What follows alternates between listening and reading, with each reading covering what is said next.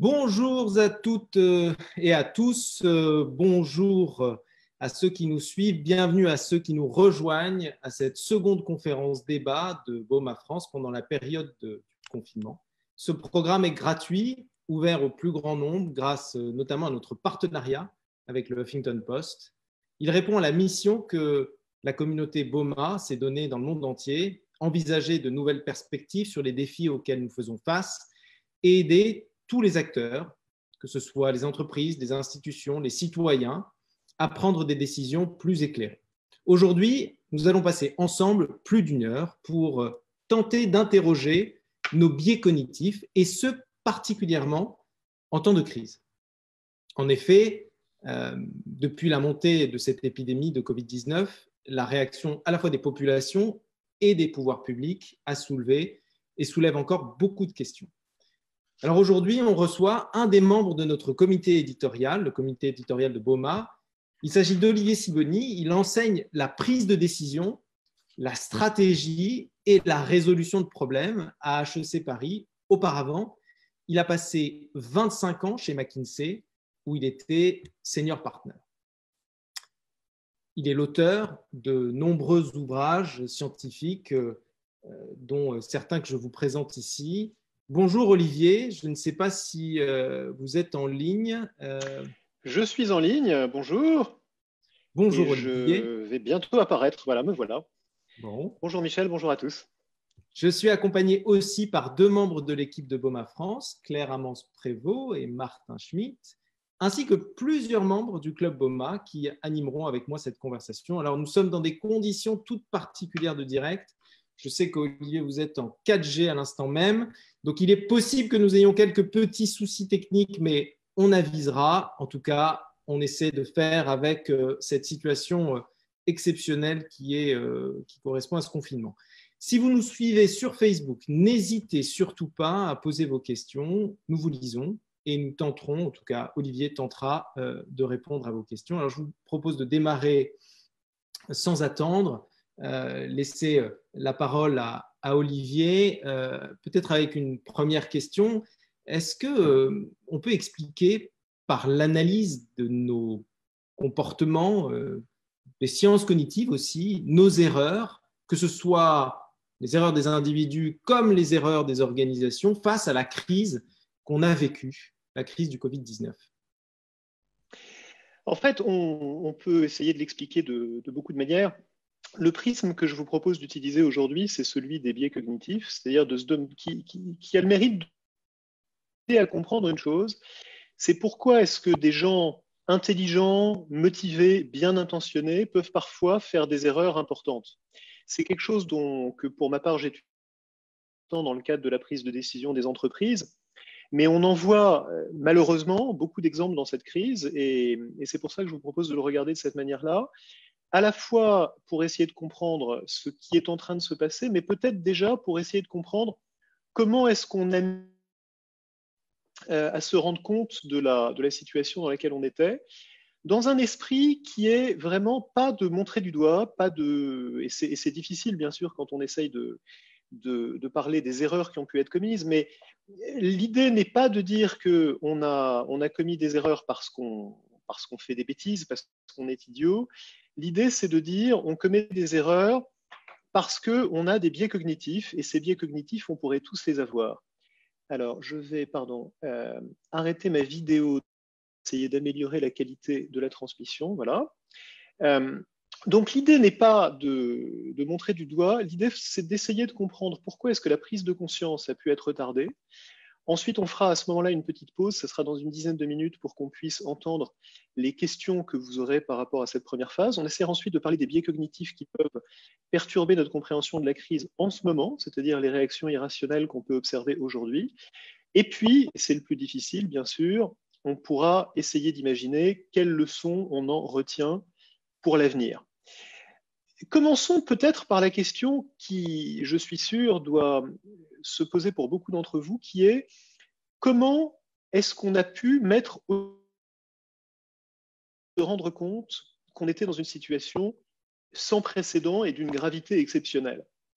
En fait, ce qui est paradoxal dans cette histoire, c'est que s'il y a une chose que l'étude des biais cognitifs nous apprend, c'est qu'on a plutôt un risque inconnu à le surestimer. On a plutôt tendance à surestimer les risques à faible probabilité. Par exemple, on est terrorisé par le terrorisme, c'est bien comme ça que le terrorisme fonctionne, c'est en nous terrorisant, alors même que la probabilité que nous en soyons les victimes directes est extrêmement.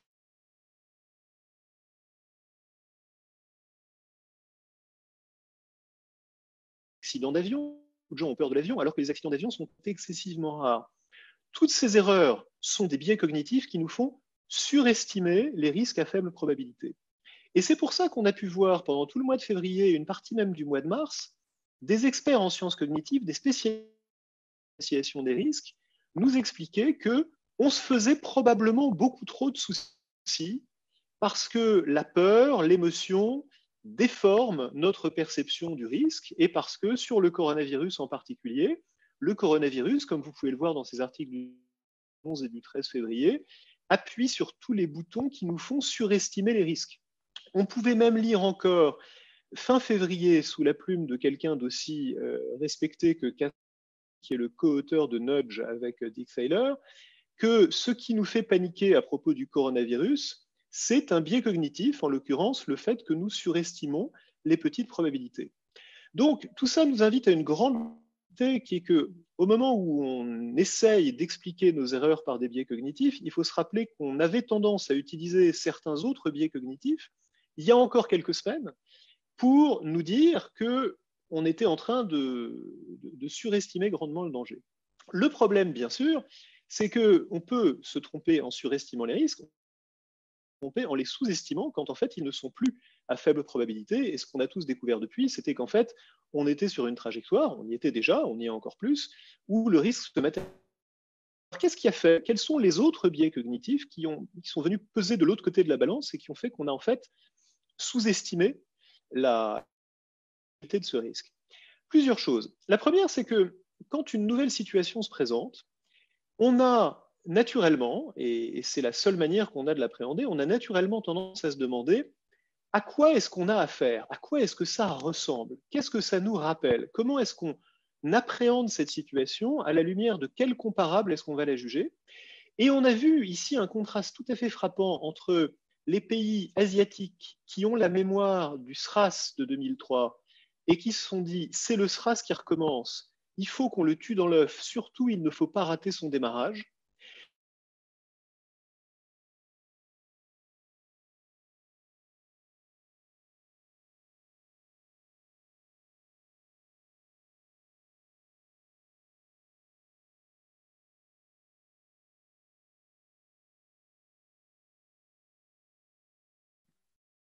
Je crois qu'on a un problème de liaison avec Olivier. On va essayer de reprendre la main avec Olivier par un autre canal, si vous nous laissez quelques Les instants. politiques qui sont sujets à ce biais de modèle mental, ce sont aussi les médecins. Quand on voit les déclarations que faisaient certains médecins encore début mars, ici Christophe Prudhomme, c'est encore une fois pas à lui que j'en veux et c'est pas pour le montrer du doigt. Il y avait des tas d'autres médecins à la même époque qui disaient ce n'est qu'une grippe. Vous voyez ici que le porte-parole de l'association des médecins urgentistes disait la surréalité crise est plus grave que la maladie. En fait, la grippe, c'est 5000 morts. Avec le recul qu'on a, on sait que c'est un virus peu mortel, etc., etc. Donc, ce modèle mental, cette tendance qu'on a à comparer les choses à quelque chose qu'on connaît, et en l'occurrence à le comparer à la grippe et à dire ce n'est qu'une grippe, nous a tous dans la première phase de cette épidémie. Deuxième biais, après le biais de modèle mental, c'est le problème qu'on a tous quand il s'agit d'appréhender la rapidité d'une croissance exponentielle. Par définition, enfin par construction, une épidémie, ça a une croissance exponentielle que la croissance exponentielle. Quand on voit une courbe comme ça, on a tendance à penser qu'elle va monter comme ça, alors qu'en fait, quand elle est exponentielle, elle va monter comme ça. Ce que vous voyez ici, c'est la courbe du nombre de cas en France, du nombre de décès en France, pardon, pendant les 40 jours qui séparent les 37 jours qui séparent le 21 février du 28 mars. C'est exactement le même problème qu'on a quand on demande mais quand on leur demande d'estimer combien rapportera un placement placé pendant un certain temps, ils se trompent en général d'un facteur 10 parce qu'ils sous-estiment grandement l'impact de la croissance exponentielle. Alors, bien sûr, quand on regarde ces courbes, on a tendance à se dire Oui, mais comment est-ce qu'on savait que c'était exponentiel? Au début, c'était plat. Pour beaucoup d'entre vous, ce sera évident. Quand on regarde cette exponentielle que je vous montrais sur la page précédente, elle paraît plate au début, mais en fait, si on agrandit le début de cette courbe, il est déjà exponentiel. Et là encore, si on prend le début de cette courbe et qu'on prend juste les premiers jours, il est déjà exponentiel. En d'autres termes, vous vous rappelez peut-être le 16 mars, Jérôme Salomon disant « Nous avons affaire à une épidémie très grave, le nombre de cas double désormais tous les 3 jours ». En fait, le nombre de cas doublait depuis le début. La croissance était exponentielle depuis le début. Et bien sûr, Jérôme Salomon le savait. Ce qui fait la différence, ce n'est pas que la croissance devient exponentielle, c'est que les chiffres deviennent importants. En réalité, cette fois, je focalise sur le nombre de décès. Vous voyez que la croissance est exponentielle depuis le début, mais elle l'est sur des chiffres qui sont tellement petits. J'ai highlighté en jaune ici le nombre de décès au début.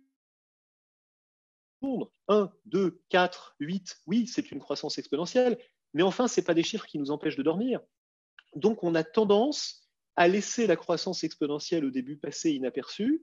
Et puis, bien sûr, toutes les croissances exponentielles ne continuent pas aussi longtemps. Elle aurait pu aussi s'arrêter, cette croissance exponentielle. Et c'est pour ça que les gens qui, au début, nous disent qu'il ne faut pas paniquer ont effectivement une raison aussi de nous dire qu'il ne faut pas paniquer.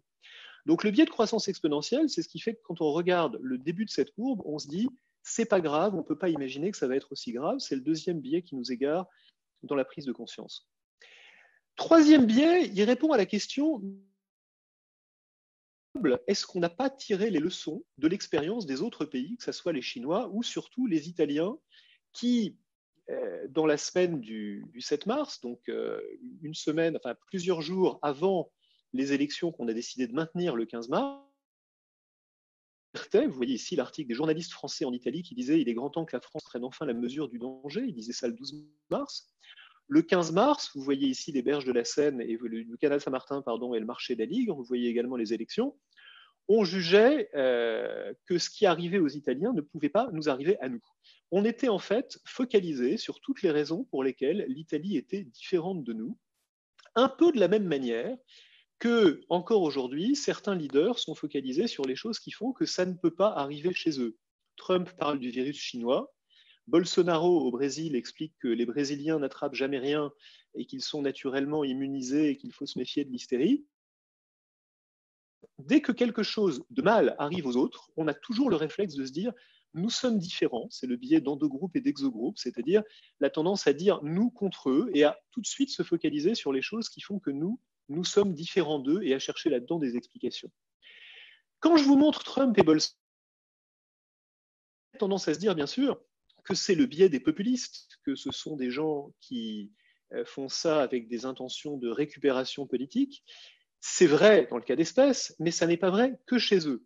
J'ai pris ici 2 articles d'un intellectuel extrêmement réputé aux États-Unis qui s'appelle Richard Epstein. Richard Epstein écrit le Voilà les raisons pour lesquelles on surestime grandement la menace du coronavirus. Le système de santé italien a très peu de chances, le système de santé américain a très peu de chances d'être compromis de la même manière que le système de santé italien, sous-entendu. Il est très peu probable que nous ayons les mêmes problèmes qu'à Wuhan, où quand même est terrible, le nombre de fumeurs est très élevé.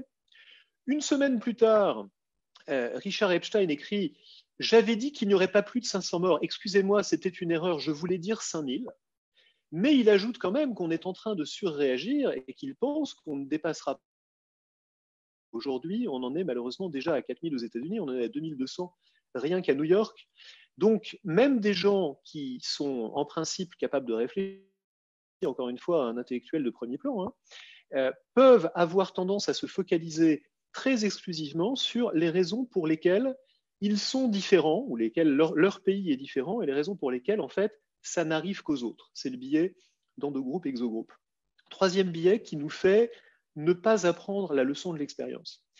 Quatrième biais, il est très frappant sur ce tableau que je vais essayer de vous expliquer parce qu'il mérite qu'on le regarde. Ce que vous voyez sur la partie gauche du tableau, de 18 des meilleurs experts épidémiologistes américains. On pourrait dire que Richard Epstein, qu'on vient de voir, n'est pas un épidémiologiste, c'est vrai, c'est un intellectuel, mais ce n'est pas sa spécialité. Ici, on a les prévisions de 18 des meilleurs épidémiologistes des États-Unis, 4 de Harvard, 2 de Johns Hopkins, 2 du Laboratoire national de Los Alamos, bref, des gens qui savent compter. Chaque barre bleue représente le minimum et le maximum estimé par un expert, et le point bleu qui est au milieu représente le plus probable, sa meilleure estimation. Vous voyez ici que quand ils sont interrogés les 16 et 17 mars, la grande majorité des experts, c'est-à-dire la moyenne de leurs prévisions, est qu'il y aura le 29 mars 19 000 cas de coronavirus aux États-Unis. Vous voyez également que une fourchette d'estimation qui est assez resserrée, c'est-à-dire qu'autour du point bleu, à l'exception des 3 premiers en haut, vous avez en fait une fourchette assez étroite et que donc ils sont assez confiants dans la précision de leurs estimations. Quand on traite statistiquement ces estimations pour les transformer en un intervalle de confiance collectif, on en conclut, c'est ce que vous voyez sur la partie de droite, qu'il y a 80% de chances, selon le collectif des experts, que le chiffre se trouve entre, avec encore une fois, une médiane, un consensus dans la tranche entre 10 et 20 000, qui est la grande barre jaune que vous voyez là. 45, les experts collectivement pensent qu'il y a 45% de chances qu'il y ait entre 10 et 20 000 cas le 29 mars. Le 29 mars, donc il y a quelques jours, il y avait 141 701 cas aux États-Unis, c'est-à-dire 7 fois plus que le consensus. Encore une fois, le consensus des meilleurs experts. Mais surtout, ce qui est très frappant, ce n'est pas que les experts se trompent. À la limite, on peut comprendre. Ce n'est pas que les experts se trompent tous dans le même sens. À la limite, on peut le comprendre aussi. C'est que l'immense majorité de ces experts, tous sauf 3, quand on leur demandait de donner une fourchette avec le minimum et le maximum, donnaient une fourchette infiniment plus étroite qu'il n'aurait fallu pour pouvoir y avoir le chiffre réel. Ça, ce biais-là, c'est l'excès de précision, c'est une variante de l'excès de précision. C'est ce qui nous conduit toujours à être trop précis dans nos estimations. Pour mémoire, cette estimation de 19 000 cas le 29 mars, les mêmes experts prévoyaient qu'il y aurait 200 000 morts aux États-Unis sur l'année 2020. Donc, ça n'est pas de l'excès d'optimisme. Ils étaient déjà très pessimistes sur le bilan de l'estimation. C'est de l'excès de précision dans la formulation de leurs estimations. Quatrième biais, nos comportements sont des comportements sociaux. On est influencé par les autres. Et donc, on a beaucoup de mal, je vous montrais les images du marché d'Aligre et du canal Saint-Martin il y a quelques minutes, on a entouré de gens qui font la fête, ici c'est la Floride le 11 mars, à penser que tous ces gens peuvent se tromper et qu'en fait on devrait se terrer chez nous. C'est exactement ce qui fait que quand ça bascule vraiment, et que quand vous vous retrouvez dans un pays où tout le monde se confine, en France obligatoire ou comme en Italie, vous avez tendance à vous confiner aussi. Bref, quand on met ensemble toutes ces choses-là, on a d'un côté qui nous fait surréagir au risque et qui nous fait dire peut-être qu'on a surréagi, on en a en face au moins 5 qui nous ont conduit à sous-estimer initialement le problème du Covid-19. Le biais de modèle mental, c'est une grippe. Le biais de non-reconnaissance de la croissance exponentielle, on prolonge la droite. Le biais en 2 groupes, ce qui arrive aux Chinois ou même aux Italiens ne peut pas nous arriver chez nous. Le biais de surprécision, nos experts nous disent qu'il va y avoir 19 000 cas, peut-être que c'est 10 000, peut-être que c'est 30 000, mais on ne peut pas imaginer que ça sera 150 000. Et le biais social, le biais d'imitation, puisque tout le monde a l'air de se dire qu'il n'y a pas de problème, c'est donc qu'il ne doit pas y en avoir. Je fais ici une pause avant qu'on passe à la partie qu'est-ce qui se passe maintenant, pour peut-être répondre aux premières questions de notre think tank ou de la communauté qui nous suit en ligne. Oui, alors peut-être qu'effectivement, on a des questions, encore une fois, navrées de la difficulté technique que nous rencontrons. Je pense qu'on va continuer comme ça, même si on a quelques coupures. On arrive à comprendre assez clairement, même si c'est parfois un peu compliqué à cause de la liaison. Je crois qu'on a effectivement des questions. Guy-Philippe Goldstein, qui est en ligne, a une question. Alors, Guy-Philippe. Allô? Guy-Philippe, tu es en mute. Là, je ne suis plus en mute, je pense. Voilà. Parfait. Okay, je ne sais pas si vous me voyez. Bon, en tout cas, merci Olivier, c'est passionnant, fascinant. Une question que j'ai, et évidemment, elle va être directe sur cette question des biais de pensée. Et une chose qui m'a fasciné par rapport au Covid-19, c'est que je ne sais pas s'il n'y avait pas un manque de modélisation, de rationalisation. Je m'explique. À la fin janvier, on avait la plupart de grands experts, des gens comme Neil Ferguson, Ira Longini, Mike Famulare de Institute for Disease Modeling, qui disaient en gros que, d'une part, le Covid-19, c'était un case fatality rate de autour de 1%, ce qui est très grave comparé à une grippe qui est saisonnière qui fait moins de 0,1% de mortalité. Et d'autre part, que le taux effectif de reproduction était en gros 2 fois supérieur à celui de la grippe. C'était des chiffres qui venaient directement de Chine. Donc là c'était des experts internationaux qui donnaient des éléments de modélisation et avec un petit peu d'imagination ou juste en acceptant la modélisation, on pouvait se dire, OK, c'est très grave ce qui se passe à Wuhan et potentiellement, ça va être très grave ce qui va se passer en Occident. Et voilà, je vais te poser la question, Olivier, si ça rentre dans l'un de ces biais, pourquoi il y a eu cette absence de modélisation du risque ou cette absence de vouloir se confronter à cette modélisation qui donnait, si on est jusqu'au bout de son raisonnement, des résultats très durs? C'est une très très bonne question. Je reviens à cette slide avec les estimations des experts, hein, parce que, encore une fois, que toi et moi, Guy-Philippe, on se trompe, bon, bah, c'est la vie, c'est pas notre métier d'être épidémiologiste. Alors, effectivement, a posteriori, on se dit, ah oui, j'aurais dû prendre le taux le infection fatality rate et le multiplier par le taux R0 de reproduction. On est tous devenus des épidémiologistes amateurs. Mais il y a des épidémiologistes dont c'est le métier et eux aussi se trompent lourdement et se trompaient encore lourdement aux États-Unis le 16 mars. Là, tu disais, comment ça se fait qu'en janvier, on n'est pas vu venir le truc? Je te montre ici que le 16 mars, le 16-17 mars, les meilleurs épidémiologistes américains se trompaient aussi. Donc, quand tout le monde se trompe, quand tous les spécialistes se trompent dans le même sens, ça s'appelle un biais. C'est même la définition d'un biais. C'est quand il y a une erreur qui est partagée par tout le monde avec les bonnes informations, alors qu'on devrait être capable de faire le bon calcul.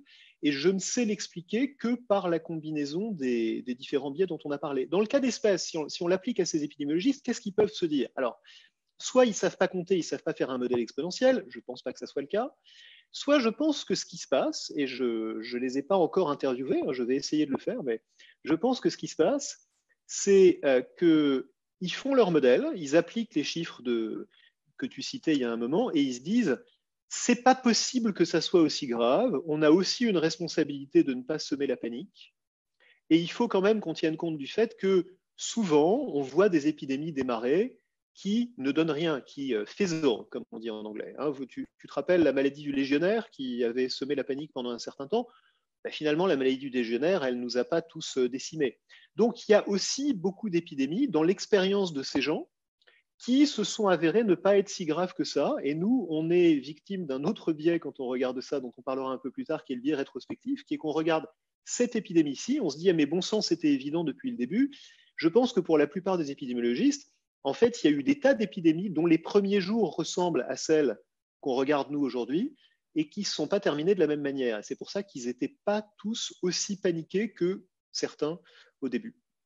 Mais encore une fois, s'il n'y avait pas de biais, on ne serait pas en train d'avoir cette conversation. Une autre question de Pierre Abrusini. Pierre. Allô. Bonjour à tous, merci Olivier c'est passionnant. Alors justement, je voudrais savoir si c'est une fatalité ces biais.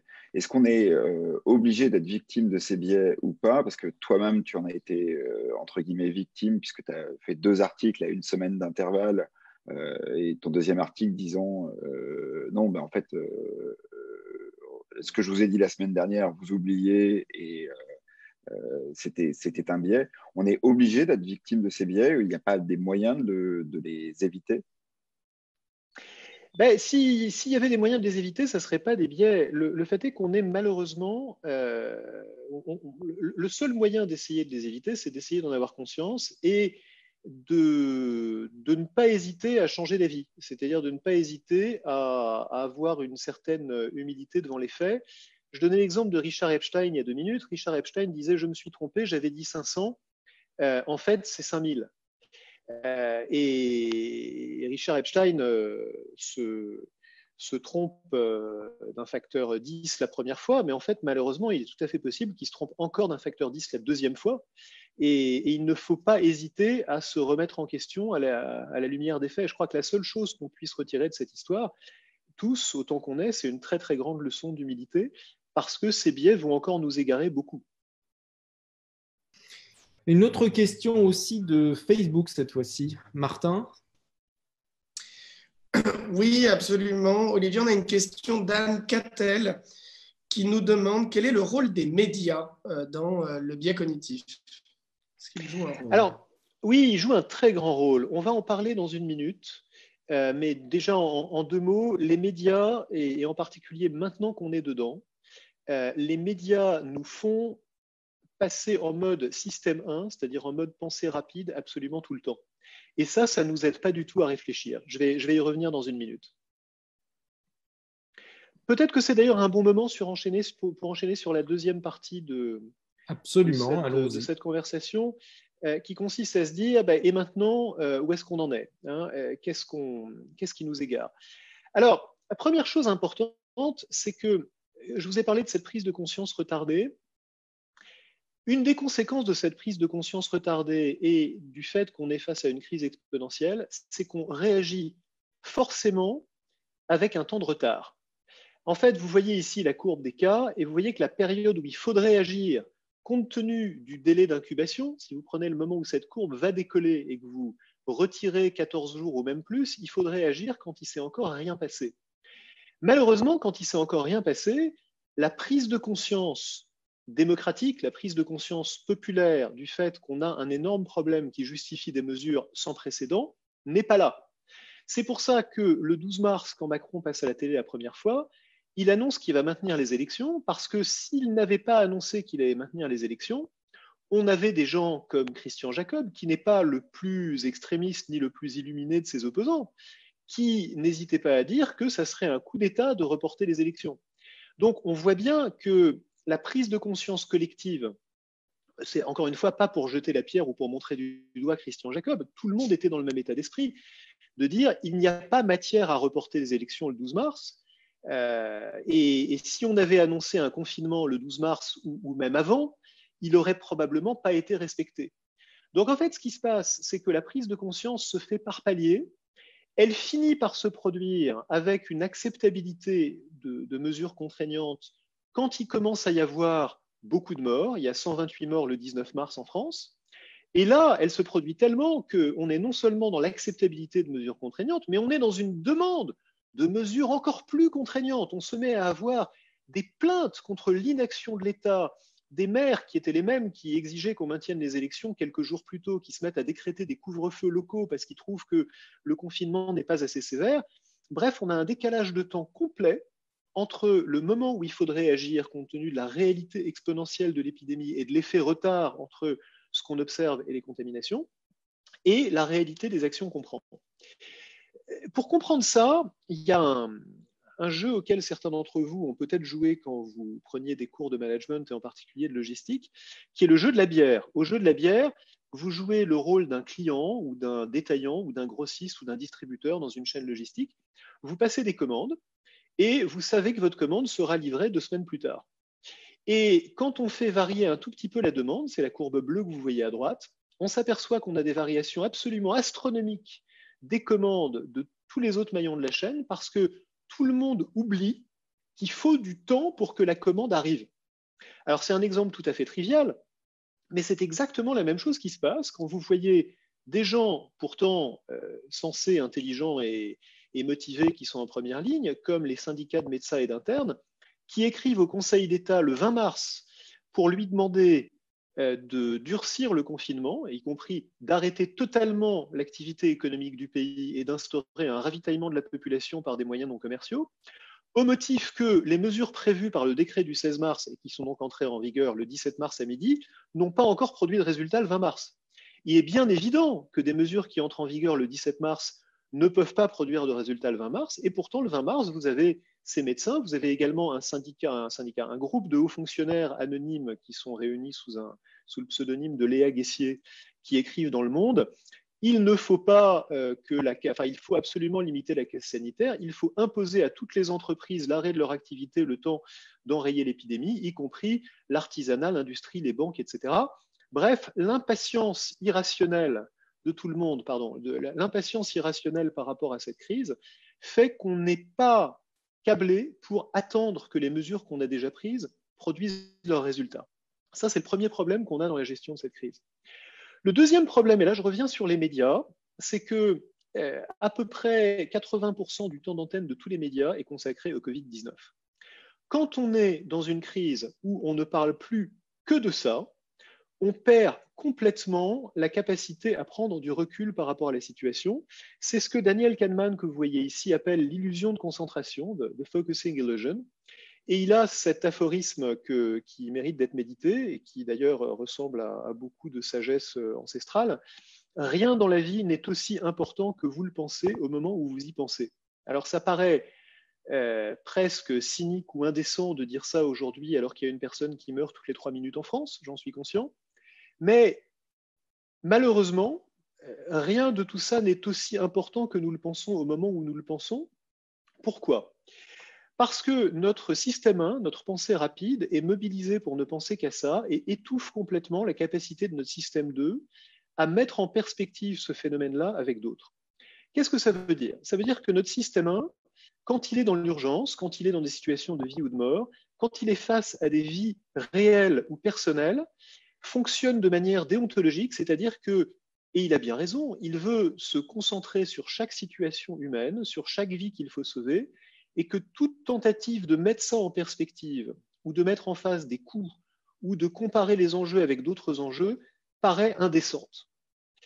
Comparez ça néanmoins, faisons un petit effort de réflexion, comparons ça avec une situation qui n'a rien à voir, bien sûr, qui remonte à pas très longtemps, qui remonte à il y a 1 an ou 2, où on nous disait, est-ce que vous accepteriez de passer à 80 km/h sur les routes nationales pour sauver environ 3 à 400 vies par an? Alors 3 à 400 vies, ce n'est pas 400 vies par jour, j'ai bien compris, c'est 3 à 400 vies par an, c'est 3 à 400 vies tous les ans, c'est des vies plus jeunes que celles qui meurent aujourd'hui, mais surtout, ce sont des vies statistiques, ce sont des vies abstraites, ce sont des gens qui n'ont pas de nom, qui n'ont pas de visage.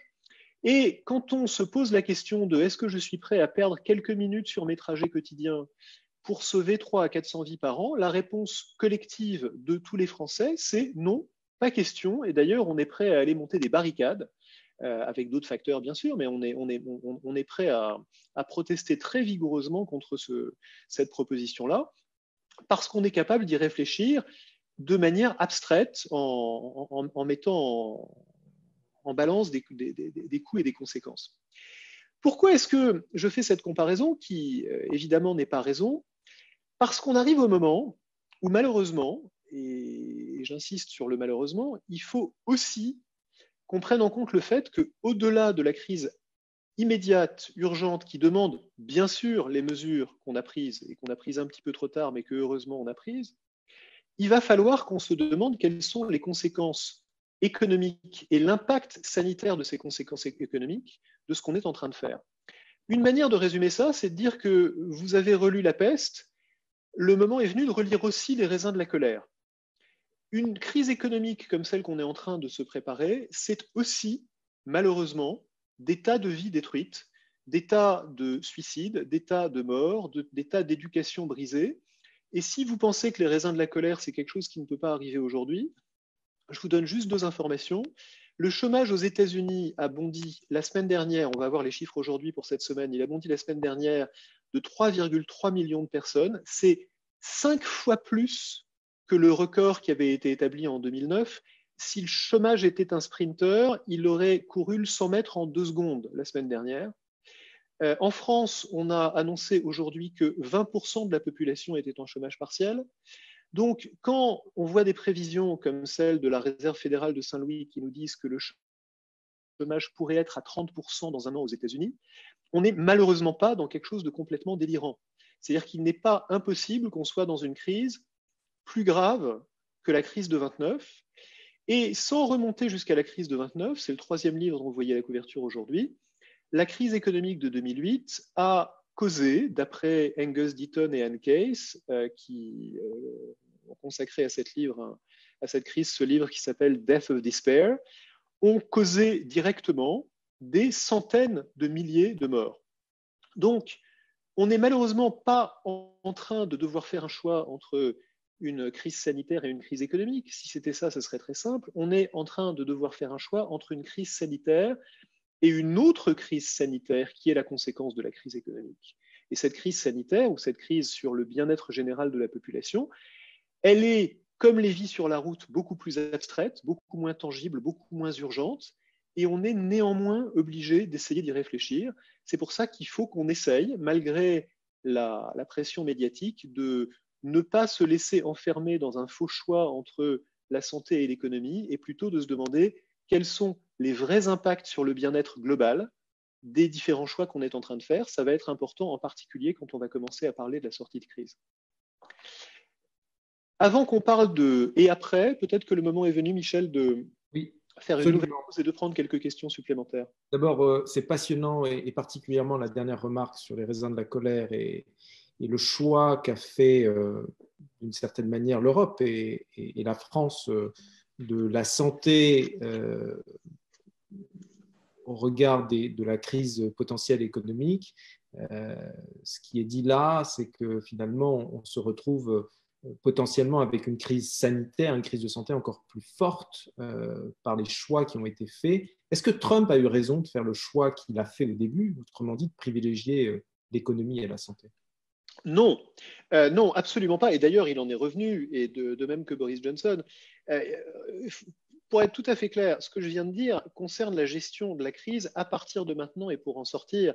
Il me paraît évident, et je crois que ça paraît à peu près évident à tout le monde aujourd'hui, que l'étape dans laquelle on est aujourd'hui était une étape indispensable pour aplatir la courbe et pour ne pas se retrouver avec une paralysie totale et catastrophique des systèmes de santé. Et même Trump en a pris conscience, malheureusement un petit peu trop tard. Donc je ne crois pas du tout que le choix qu'on a fait n'était pas le bon, hein. Soyons tout à fait clairs là-dessus. En revanche, quand on va commencer à se poser la question de comment est-ce qu'on en sort, on va devoir faire des choix, on va y venir dans un moment, mais on va devoir faire des choix dont aucun ne permet de garantir qu'on est dans une sécurité sanitaire totale. C'est-à-dire que malheureusement, il n'y a pas de schéma de sortie de crise qui nous mettent à l'abri, qui nous garantissent qu'il n'y aura personne qui va mourir du Covid-19. Ouais. Je sais qu'on a aussi des questions Facebook. Claire Amance ? Oui, tout à fait. Alors, on a une question de Valentine Ferréol qui nous demande si les algorithmes apprenants alimentés par des valeurs en fait réelles de chaque pays auraient pu compenser les différents biais qu'on a connus actuellement. Ou est-ce qu'ils auraient au contraire en fait seulement exacerbé la panique qu'on a connue ces derniers temps? Je n'en sais rien, mais je crois qu'en fait les algorithmes sont très bons pour reconnaître des situations qui se sont déjà produites et très mauvais pour reconnaître quelque chose qui prend tout le monde par surprise. J'ai du mal à croire qu'on aurait pu avoir des algorithmes qui auraient vu ce qu'on n'a pas vu, et encore aurait-il fallu qu'on les écoute. Quand on voit que les meilleurs épidémiologistes avaient des modèles qui leur disaient qu'on allait au-devant d'une crise très grave et qu'eux-mêmes choisissaient de ne pas les écouter, on se rend bien compte de la difficulté. Je prends une analogie qui n'a pas grand-chose à voir, mais qui est assez parlante sur la question des algorithmes. Il y a un trader absolument génial qui s'appelle Jim Simons, qui a monté une société qui s'appelle Renaissance Capital et qui a gagné des dizaines et des dizaines de milliards de dollars par le trading algorithmique. Et une des choses qu'on apprend en lisant la biographie qui est passionnante de Jim Simons, c'est que même lui, de temps en temps, il regarde son modèle et il dit « non, ça quand même, j'y crois pas ». Et il a énormément de mal à laisser le modèle dont il sait, c'est un très grand mathématicien, il sait que son modèle a plus de chances d'avoir raison que lui, même lui a tendance à reprendre la main sur son modèle. Donc, la réponse à la question de Valentine, c'est peut-être, et c'est pas sûr, qui auraient des algorithmes qui seraient capables de réagir mieux que nous, encore faudrait-il qu'on les écoute. D'autres questions Facebook, Claire Amance, Martin. On en a effectivement une autre de Charlotte Tortora qui nous demande des visionnaires comme Bill Gates qui annonçait en fait cette pandémie en 2015 en expliquant que nous étions absolument préparés. C'était lors d'une conférence TED avec une vidéo qui a fait plusieurs millions de vues, donc une sensibilisation massive de beaucoup de décideurs, n'a strictement rien changé. Comment cela se fait? Il y a encore plus visionnaire que Bill Gates. Il y a Camus qui écrivait dans La Peste que les épidémies reviennent toujours et pourtant nous surprennent à chaque fois. Là aussi, ça fait partie des biais cognitifs, des choses qui nous surprennent et continuent à nous surprendre une fois qu'on a été prévenu contre le fait qu'elles ne devraient pas nous surprendre. Olivier, comment faire pour que les médias fassent leur travail et qu'ils n'étouffent pas notre système 2, autrement dit, qu'ils n'exacerbent pas le système 1, qui fasse qu'on arrête de réfléchir et qu'on réagisse simplement par notre peur? D'abord, je trouve que les médias font plutôt bien leur travail et qu'ils nous informent relativement bien et qu'on a quand même beaucoup de chance, confinés qu'on est, d'avoir accès. Imaginez cette crise il y a 20 ans pour ceux qui sont assez vieux pour ça. Imaginez que votre information vienne uniquement par le journal de TF1 à 20h et par le quotidien que vous recevez ou que vous ne recevez plus qu'un jour sur deux avec la poste qui ne fonctionne pas très bien. Imaginez qu'il n'y ait pas de réseaux sociaux. Bref, ça pourrait être bien, bien pire dans un passé pas si lointain en termes d'information.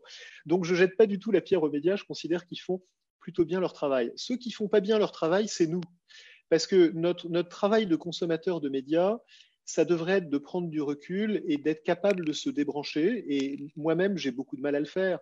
Je trouve que ça serait très, très bien si j'arrivais à regarder un choix prédéterminé de médias 2 fois par jour. Ça suffirait largement. Et en fait, je suis, comme tout le monde, collé à mon écran à me trouver des nouvelles informations et des nouveaux motifs d'angoisse tout le temps. Alors, on avait 2 autres questions, je crois. Une première question de Pierre Brusini. Pierre. Je me posais la question sur justement les scénarios de la crise économique que tu dépeins et qui font assez peur. Est-ce que là, à nouveau, on ne rentre pas dans un biais, parce que c'est la crise économique, ça fait partie de la grande peur, c'est un peu comme l'accident d'avion, le terrorisme. Est-ce que ça ne fait pas partie des biais d'imaginer que ça va être dramatique derrière? Alors, c'est une très bonne question. Et tu me permets, merci Pierre, d'enchaîner sur la troisième partie qui est « Et maintenant, qu'est-ce qui se passe ?» Et franchement, je suis comme tout le monde, je n'en sais rien. J'aime bien cette photo qui dit le cours de prophétie est annulé en raison des circonstances exceptionnelles. En fait, ce qui rend très difficile de faire une prévision économique aujourd'hui, c'est qu'on est face à un niveau d'incertitude à au moins 4 niveaux qui, à chaque fois, est complètement imprévisible. Quels sont les 4 niveaux? Le premier niveau, c'est qu'on est face à une incertitude médicale qui reste encore très grande. On ne connaît pas aujourd'hui le nombre de gens qui sont infectés. On n'en a absolument aucune idée. On peut se tromper d'un facteur de 1 à 10 sur les gens qui ont été touchés par le virus et qui ne sont pas symptomatiques ou en tout cas qui n'ont pas été testés. On ne sait pas à quelle vitesse le virus se transmet, on ne sait même pas précisément de quelle manière, on ne sait pas combien de temps les gens asymptomatiques peuvent transmettre le virus, on ne sait pas dans quelle mesure il sera saisonnier, dans quelle mesure les chaleurs qui vont arriver vont le ralentir, on ne sait pas dans quelle mesure les gens qui ont déjà eu la maladie sont immunisés, est-ce que leur immunité est définitive, est-ce qu'elle est temporaire, est-ce qu'elle est partielle ou est-ce qu'elle est totale? On n'en sait pas grand-chose, on ne sait donc pas s'il y aura une deuxième vague et surtout on ne sait pas quand est-ce qu'on aura des remèdes ou des vaccins. Donc, essayer de prévoir, ça c'est le choc, c'est le premier niveau de choc. Quand on a tellement d'incertitudes sur le premier niveau de choc, c'est déjà très très difficile de faire une prévision. Mais ce n'est pas tout, parce que derrière, il y a la réaction sanitaire qu'on a par rapport à ça, qui elle-même est très très incertaine. On ne sait pas comment est-ce que les hôpitaux vont gérer cette crise, on ne sait pas combien de temps dureront les confinements dans les différents pays, on ne sait pas comment on va en sortir, on ne sait pas quel va être l'impact de tout ça sur la paix sociale dans les différents pays qui l'appliquent. Et c'est seulement là qu'on commence à se dire, par rapport à cette crise sanitaire, quelle est la réaction macroéconomique? Est-ce que ce que les gouvernements ont fait va suffire? C'est sans précédent, tant mieux. Et surtout, on ne sait pas derrière quelle va être la réaction des acteurs économiques, la réaction microéconomique. Par exemple, on voit des tas de gens nous dire la consommation ne sera plus jamais comme elle était avant parce que les gens ne consommeront plus comme ils consommaient avant. Les comportements vont changer définitivement. Franchement, j'en sais rien. La seule chose dont je suis certain, c'est que là, tout de suite, personne ne sait rien. Donc, est-ce qu'on ne se fait pas peur en disant il va y avoir une énorme crise? Oui, on se fait peur, mais c'est un scénario qu'on ne peut pas exclure. On ne peut pas, je ne vous dis pas qu'il va y avoir une récession comme en 1929, je vous dis qu'il y a une possibilité qu'il y ait une récession comme en 1929. En 2008, il n'y avait pas de possibilité qu'il y ait une récession comme en 1929. Ce n'était pas dans le champ des possibles. Là, on peut imaginer des scénarios, on peut formuler des scénarios qui ne sont pas idiots, qui sont d'ailleurs formulés par des gens qui ne sont pas idiots du tout, dans lesquels on a une récession très profonde et très longue. Pour avoir une idée du niveau d'incertitude, prenons juste une des questions qui est sur cette page, qui est comment est-ce qu'on sort du confinement. Et on va essayer d'imaginer 2 secondes, juste pour prendre la mesure de l'incertitude. Imaginez 2 secondes les impacts économiques et les impacts sur notre vie sociale de ces différents scénarios. Comment est-ce qu'on sort du confinement? Aujourd'hui, on entend 4 scénarios, pour le dire simplement. Premier scénario, c'est celui qui a été modélisé par Imperial College il y a une dizaine de jours, c'est de dire on a des confinements on and off. Là, ce que vous voyez en bleu, c'est les périodes de confinement. En rouge, c'est le nombre de cas admis en soins intensifs. Et donc, dans ce scénario-là, on dit on relâche le confinement à la fin de la première période. Et puis, dès que le nombre de personnes admises en soins intensifs augmente de nouveau, on redéclenche un nouveau confinement. On imagine bien évidemment l'impact économique de ça. Enfin, on l'imagine bien, on l'imagine difficilement, mais on comprend intuitivement que l'impact économique de ça est absolument intenable, parce que dans un monde où vous vous dites que le confinement, c'est-à-dire l'arrêt total de l'économie, peut recommencer sans crier gare dans une semaine ou dans un mois, vous n'allez plus investir, vous n'allez plus entreprendre, vous n'allez même plus acheter un billet d'avion ou une place de théâtre. Donc, c'est très, très difficile d'imaginer qu'on peut s'en sortir économiquement et donc humainement dans un scénario comme ça. Le deuxième scénario dont on parle beaucoup en ce moment, c'est le scénario où on fait un déconfinement basé sur le risque. Ici, je vous ai mis le modèle de David Katz de Yale, qui dit, en gros, on fait 4 segments de population, risque élevé, risque intermédiaire, risque bas, etc. Et à chaque segment de population correspond un degré de confinement, plus ou moins définitif.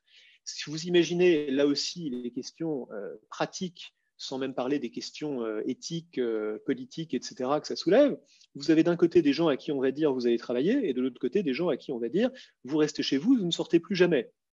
C'est un petit peu problématique. Il y a une autre version de cette segmentation-là qui est proposée par d'autres experts, ici par Josh White, qui consiste à dire on identifie sur la base de tests sanguins les gens qui sont immunisés, et c'est ces gens-là, plutôt que les gens à faible risque sur le principe, qui vont être utilisés comme des boucliers humains. Il appelle ça des boucliers immunitaires, mais en fait, c'est bien l'idée du bouclier humain, qu'on va placer dans les postes les plus exposés de la société, les accueils des hôpitaux, les instituteurs, bref, vous imaginez les endroits où on va être le plus exposé à l'infection. Les Allemands commencent à parler de passeport immunitaire, c'est-à-dire d'avoir un système de certification des gens qui ont été immunisés et à qui on va permettre de sortir du confinement plutôt que les autres. Là aussi, vous voyez bien la cascade de difficultés que ça soulève. Pour n'en mentionner qu'une, ça devient très très tentant dans un système comme ça d'attraper la maladie intentionnellement en se disant entre être confiné à vie et avoir une chance sur 100 de mourir, je préfère avoir 99 chances sur 100 d'être libre, ce qui est évidemment pas une très très bonne idée pour le système pris dans son ensemble. Bref, la seule chose qui nous permette réellement de sortir de cette crise, en réalité, c'est quand on a trouvé un remède ou un vaccin. Et tant qu'on n'aura pas trouvé un remède ou un vaccin, on n'a pas de très très bonne stratégie de sortie. Alors pourquoi est-ce que je mentionne ça? On n'est plus dans les biais cognitifs. Je mentionne ça pour revenir sur la question que posait Pierre il y a une seconde, qui est est-ce qu'on n'est pas en train de surestimer l'ampleur de la crise? Je faisais un zoom sur une des très nombreuses questions qu'on a sur cette slide pour dire on ne sait pas comment est-ce qu'on sort de l'incertitude. Et quand on voit le degré d'incertitude sur cette petite question-là, et il y a sûrement des tas de scénarios que je n'ai pas mentionnés, et j'espère qu'il y a de bien meilleurs scénarios que ceux que j'ai mentionnés et qu'on en trouvera des moins défavorables, hein. Mais quand on voit le degré d'incertitude qu'on a là-dessus, c'est très très difficile de faire des prévisions, c'est même totalement impossible. Néanmoins, ce qui est très frappant, c'est qu'on est absolument inondé de prévisions. On est entouré de gens qui savent très bien nous dire à quel point cette épidémie va nous conduire à remettre fondamentalement en question nos croyances, à quel point le monde ne sera plus jamais comme avant, et on a enfin réalisé, grâce à cette épidémie, à quel point ils avaient raison sur la mondialisation, sur la fin du capitalisme néolibéral, sur l'importance de réduire les inégalités, sur l'urgence de la construction européenne. Bref, vous prenez la page tribune ou opinion de votre quotidien préféré, et vous trouverez toutes sortes de gens pour vous expliquer avec une grande confiance en eux que ce qu'ils ont toujours pensé est absolument confirmé par ce qu'ils voient aujourd'hui. Ça s'appelle le biais de confirmation. Moi-même, j'ai tendance à croire que des tas de choses auxquelles je croyais deviennent plus probables parce que cette crise s'est produite, peu importe lesquelles, mais ce qui est sûr, c'est que si je croyais une chose avant que se produisent des événements complètement imprévus que je n'avais pas prévus moi-même, la probabilité que ces événements rendent plus probables les choses auxquelles je croyais devrait logiquement être assez faible, et pourtant, ça ne m'empêche pas de penser le contraire. Je vais le dire plus simplement, si je pensais déjà une chose, le fait que la crise me confirme dans mes opinions a plus de chances de montrer que j'ai un biais de confirmation qu'autre chose. Dernier biais sur lequel je voulais attirer votre attention avant qu'on prenne une dernière salve de questions. Vous avez probablement déjà vu ce graphique qui a beaucoup circulé ces dernières semaines, qui montre l'épidémie de grippe de 1918-1919, la manière dont la ville de Philadelphie et la ville de Saint-Louis ont géré l'épidémie. Et la conclusion qu'on vous a dit d'en tirer, c'est regardez, à Philadelphie, ils n'ont pas annulé la grande parade pour fêter la fin de la guerre, alors qu'à Saint-Louis, ils avaient un maire visionnaire qui, lui, a compris qu'il fallait faire un confinement généralisé, et il y a donc eu beaucoup moins de morts à Saint-Louis qu'à Philadelphie. Ne soyez pas Monsieur Saint-Louis, soyez Monsieur Saint-Louis, ne soyez pas Monsieur Philadelphie. Tirez les leçons du passé. Ce qu'on oublie évidemment quand on dit ça, c'est que l'histoire est écrite par les historiens et que sont victimes, comme nous tous, du biais rétrospectif, c'est-à-dire qu'on oublie complètement qu'au moment où Philadelphie et Saint-Louis prennent cette décision, elle ne paraît pas évidente du tout. Elle paraît tellement peu évidente que quand le Philadelphia Inquirer commente la décision de Saint-Louis, elle dit « les autorités ont l'air complètement idiotes, est-ce qu'elles sont en train d'essayer de semer la panique ?» Ça, c'est le biais rétrospectif, c'est ce qu'on appelle aussi le biais du rétroviseur. L'horizon est toujours parfaitement clair et parfaitement dégagé. L'article originel de Baruch Fischhoff sur le biais rétrospectif s'appelle « I knew it would happen ». C'est-à-dire qu'une fois que les choses se sont produites, on est incapable d'imaginer qu'elles auraient pu se produire autrement, et on est incapable de se souvenir à quel point elles étaient incertaines au moment où elles se produisaient. Et donc la seule prévision ou la seule prédiction que je me sente assez confiant pour faire aujourd'hui, c'est que quoi qu'il arrive, quel que soit le bilan final en France, on aura beaucoup de mal à imaginer qu'il aurait pu être aussi différent. On aura beaucoup de mal à imaginer le niveau d'incertitude dans lequel on est aujourd'hui. Je serais pour ma part incapable de vous dire si on va terminer avec autant de morts que la canicule de 2000, la grippe de 57, avec autant de morts que la grippe de 1919, avec quelque chose de pire. Ce dont je suis certain, c'est que si on termine avec moins de morts que la canicule de 2003, on aura plein de gens pour nous dire tout ça pour ça, le gouvernement a surréagi, c'est terrible. Et si on termine avec 250 000 morts, on aura beaucoup de gens pour nous dire que c'est absolument criminel de ne pas en avoir fait beaucoup plus, beaucoup plus tôt, beaucoup plus vite, parce qu'on sera incapable, encore une fois, de se rappeler à quel point l'incertitude était grande. Donc, quoi qu'il arrive, on sera victime, et on voudrait bien apprendre du passé et ne pas retomber dans les mêmes biais, mais on sera victime du biais rétrospectif. Une petite pause peut-être avant de proposer quelques avant de conclure, conclusions. Ouais. Je suis sûr qu'il y a beaucoup de questions. Je sais que Guy Philippe avait encore une question à poser. Oui, une petite question pour revenir sur justement la manière de penser le futur, est-ce qu'il n'y a pas non plus parfois des biais d'horizon? À savoir que tu peux mettre en place des scénarios qui vont avoir une certaine temporalité et que quand tu regardes les choses sur un temps plus long, tu peux justement peut-être avoir un peu plus de, entre guillemets, de certitude. Je prends l'exemple justement du Covid. C'est vrai, on ne sait pas ce qui va se passer dans 6 mois, dans 1 an, mais si je regarde les choses sur 3 ans, on peut penser que dans 3 ans, soit on a la fameuse immunité collective à un coût humain dramatique, soit on a un vaccin, mais dans tous les cas, dans 3 ans, il y a de très fortes probabilités qu'on sera sorti de la crise sanitaire. Ce qui peut d'ailleurs peut-être aider à réfléchir au futur. Alors voilà, donc la question c'est, est-ce qu'il n'y a pas aussi un jeu à essayer de réfléchir à l'avenir sur plusieurs lignes d'horizon, sur plusieurs lignes de temporalité, quand on veut essayer de modéliser un petit peu les choses? Oui, oui, la question c'est est-ce que ça sert à quelque chose? Oui, évidemment. D'une manière ou d'une autre, on en sera sorti. C'est pas la même chose d'en être sorti avec 300 000 morts, avec 30 000 morts et avec 3 000 morts en surmort. Donc, bien sûr, dans 3 ans, le soleil se lèvera toujours le matin et se couchera toujours le soir. Et on espère revenu à un monde à peu près normal. Mais en fait, une prévision n'a de sens que dans la mesure où elle est assortie d'un horizon de temps. Quand un truc qu'on voit souvent, c'est les gens qui te disent « Ah ben j'ai eu raison trop tôt ». En fait, ça ne veut rien dire d'avoir raison trop tôt, ça s'appelle avoir tort. C'est comme d'avoir raison trop tard. Une prévision n'a de sens qu'assortie d'un horizon de temps. Donc, c'est vrai qu'on peut changer l'horizon de temps et ça aide à prendre du recul, mais ça aide pas à prendre une décision efficace dans la mesure où la décision, elle, correspond à un horizon de temps. Je ne sais pas s'il y a une dernière question et puis on conclura. Une dernière question pour Olivier, c'est le moment? Non? Alors, il y a une question qui nous vient de l'audience du Huffington Post. C'est une question de Florian de Z qui demande « Est-ce qu'il n'y a pas un biais de disponibilité heuristique dans l'importance qu'on donne à cette crise en regard d'autres crises comme la faim dans le monde ?»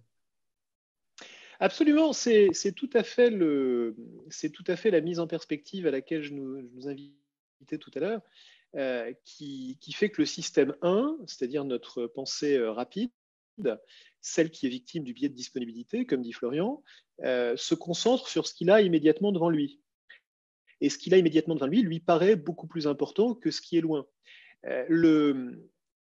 L'exemple frappant de ça, c'est que on est aujourd'hui dans une crise où il semblerait indécent de se poser la question du coût de la gestion de cette crise, y compris du coût économique qu'on est en train de créer, alors que là, on parle de la faim dans le monde, mais on pourrait aussi parler des crises des réfugiés qu'on a eues depuis des années. Une fraction infime du montant qu'on consacre à la gestion de cette crise partout dans le monde aurait pu soulager une quantité, et pourrait encore soulager une quantité de souffrance très très importante, un peu partout, que ce soit la faim, que ce soit les réfugiés, que ce soit les guerres, etc. Donc on est irrationnel au sens où on n'est pas en train de comparer de manière équilibrée dans notre réaction à des choses qui sont proches de nous et dans notre réaction à des choses qui sont lointaines. C'est effectivement, entre autres, un effet du biais de disponibilité. Merci beaucoup Olivier. Je rappelle vos ouvrages. Vous allez redécouvrir le management, vous allez commettre une terrible erreur, réapprendre à décider, un crack it. Merci Olivier Sibony, merci aux membres du club BOMA, merci à vous qui nous avez suivis sur Facebook, sur le Huffington Post, vous qui avez contribué à cet échange. Je vous donne rendez-vous mercredi prochain à 13h30 avec un génie de l'improvisation. Il est jazzman, c'est un des grands jazzman de notre époque, Yaron Herman, pour parler méthode et outils afin d'apprendre à être créatif et à improviser. Je vous dis à très bientôt, à très vite.